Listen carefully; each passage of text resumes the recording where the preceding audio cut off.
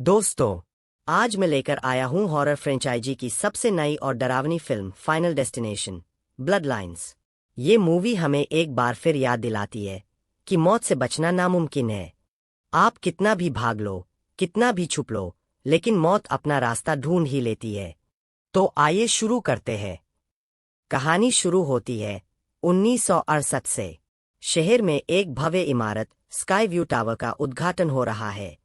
लोग खूबसूरत ड्रेस पहनकर आए हैं, शैंपेन के ग्लास उठाए हंस रहे हैं। म्यूजिक बज रहा है और माहौल बहुत ही खुशहाल लग रहा है।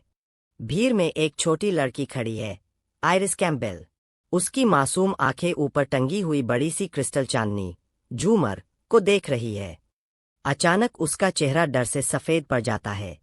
उसकी सांसें तेज हो जाती है, मानो वो कोई अनहोनी देख रही हो। वो देखती है, झूमर टूटकर गिरता है। लोग चीखते हैं, बालकनी की जमीन दरक जाती है। लोग नीचे गिरकर मर जाते हैं। और फिर किचन में धमाका होता है। आयरिस जोर से चीखती है, भागो, सब भागो, ये टूटने वाला है। लोग हंस पड़ते हैं, लेकिन आयरिस पागलपन में दौड़ती है और दो लोगों को बालकनी से धक्का दे देती है। भीड़ हैरान रह जाती है।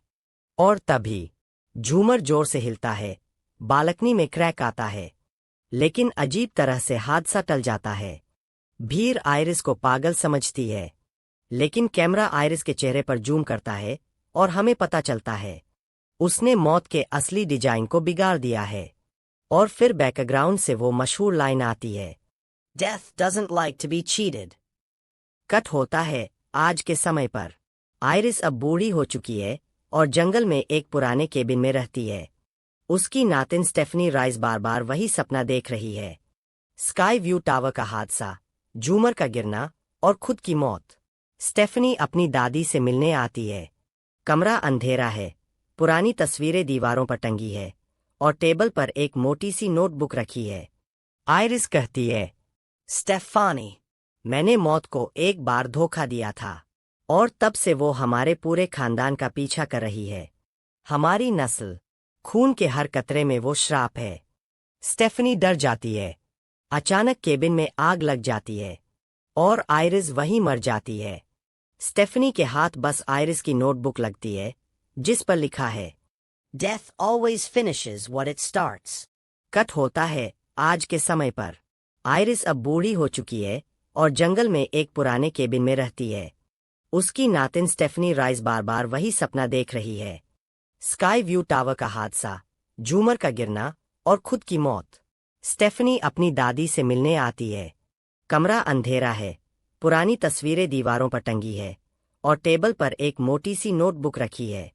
आयरिस कहती है, स्टेफानी, मैंने मौत को एक बार धोखा दिया था और तब से वो हमारे पूरे खानदान का पीछा कर रही है।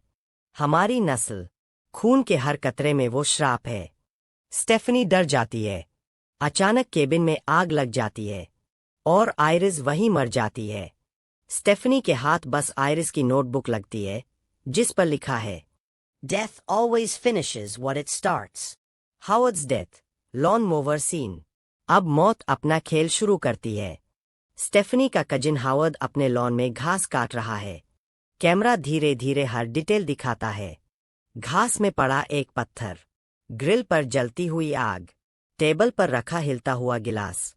अचानक मशीन में पत्थर फंस जाता है। ब्लेड उड़कर हावर्ड के सीने में धंस जाता है। वो पीछे गिरता है और जलते हुए ग्रिल पर जा पड़ता है। आग उसकी बॉडी को लपटों में निगल लेती है। उसकी चीख पूरे सीन को हिला देती है।